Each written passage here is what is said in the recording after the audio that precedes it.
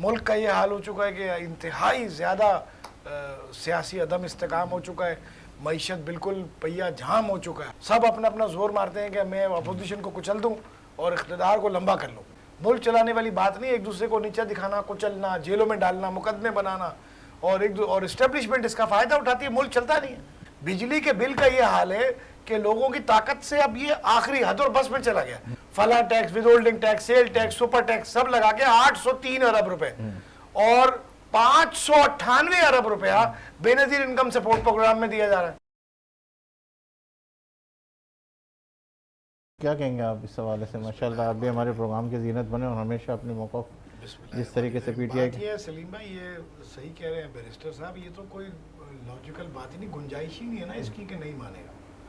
और ये भी मिसाल इन्होंने अच्छा किया, मैं बोलता हूँ इससे पहले इन्होंने ये मिसाल दे दी कि बदियाल साहब ने कहा इलेक्शन हो जाए, बट नहीं हुए किसी न किसी बहाने से, किसी न किसी ग्राउंड पे। अब देखें, बात मुल्क की सूरत हाल मजमूई तौर पर यह है कि इस्टेब्लिशमेंट के गले में इमरान खान साहब बन गए एक छछूंदर, ना उगलते बने ना निगलते बने। अब वो इमरान खान साहब को छोड़ दें, प्रेशर इतना है, इतना अदालतों पूरी तरह अदालतें मैनेज नहीं हो पा रही। एक तरफ कुछ मैनेज हो जाती है, दूसरी तरफ से कोई सरकशी हो जाती है, कोई ऐसा जज भी आ जाता है वो कहता है ऐसे नहीं ऐसे। आपने देखा वहाँ 38 दिन तक कोशिश की, कितनी उसको रिलीज़ करा, कितनी ऑर्डर्स ऐसे हुए जिनको वायलेट किया गया, जजेस ने भी ज़ोर लगाया और इधर इस्टेब्लिशमेंट ने भी और एजेंसियों ने भी ज़ोर लगाया। तो इमरान खान साहब को रिलीज़ करते भी नहीं बनती और उनको रखते भी नहीं बनती। जाहिर है मुल्क का ये हाल हो चुका है कि इंतहाई ज़्यादा सियासी अदम इस्तेकाम हो चुका है, मईशत बिल्कुल पहिया झाम हो चुका है, हालात इतने ख़राब हैं। अब ये एडहॉक जजेस का यानी दोनों फ़रीक़ैन जो है उनमें से कोई भी मुल्क के लिए सोचने को तैयार नहीं। सब अपना अपना जोर मारते हैं कि मैं अपोजिशन को कुचल दूं और इख्तिदार को लंबा कर लूं। अब आप ये देखें कि एडहॉक जजेस की बात हो रही है, हालांकि एडहॉक जजेस का कॉन्स्टिट्यूशन में प्रोविजन है, हो सकते हैं, लेकिन प्रैक्टिस ही नहीं है, कभी हुए ऐसे सुप्रीम कोर्ट के लिए। अब वहाँ पे लार्जर बेंचेस बनने हैं आगे चल के। अब यहाँ बातें हो रही है खैबर पख्तूनख्वा में गवर्नर आज लगाने की, उसका भी एक लार्जर बेंच चाहिए होगा। इस तरह के और मामलात में भी अभी देखें पीटीआई के फेवर में जो फैसला आया, इस पर भी इनको लार्जर बेंच चाहिए होगा। बस खेचा खाची इस मुल्क में है इतनी ज़्यादा, पीटीआई पर पाबंदी लगाने का सोच रहे। हर सियासी क़ुव्वत इस्टेब्लिशमेंट को अपना कंधा इस्तेमाल करने के लिए देती है और फिर बाद में कभी उसकी जद में खुद भी आते हैं, खुद भी बेइज्जत होते हैं, जलील होते हैं, शिकवा करते हैं, लेकिन जब मौका मिलता है सुधरते नहीं हैं। ऐसा नहीं होता कि सारी सियासी ताकतें जो है वो एक पेज पर आएँ और एक दूसरे के लिए जगह निकालें और मुल्क चलाएं। मुल्क चलाने वाली बात नहीं, एक दूसरे को नीचे दिखाना, कुचलना, जेलों में डालना, मुकदमे बनाना और इस्टेब्लिशमेंट इसका फ़ायदा उठाती है। मुल्क चलता नहीं है।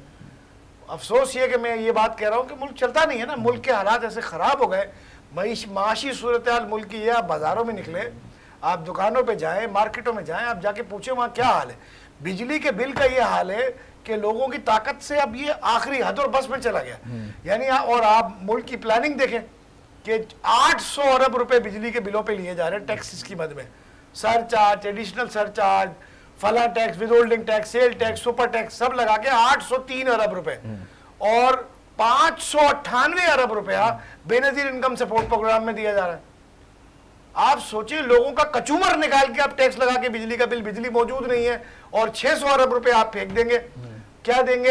एक खानदान को 3 महीने में 10,500 रुपए देंगे। आप मुझे बताएं, एक फैमिली 3,500 रुपए महीने से क्या करेगी? राशन ले आएगी, कोई बच्चों को तालीम दे लेगी, सेहत का मसला हल कर लेगी, क्या किराया दे लेगी घर का, क्या कर लेगी वो 3,500 रुपए महीने से? उसमें भी खांचा लगता है। मेरी अपनी मासी को मैंने पूछा, उसने कहा मेरा एनरोलमेंट है, मुझे 7,000 रुपये मुझे देते हैं, 3,500 रुपये वो रख लेते हैं जिन्होंने करवाया एनरोलमेंट।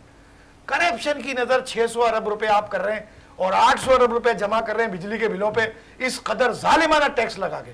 तो कैसे चलाएंगे आप मुल्क?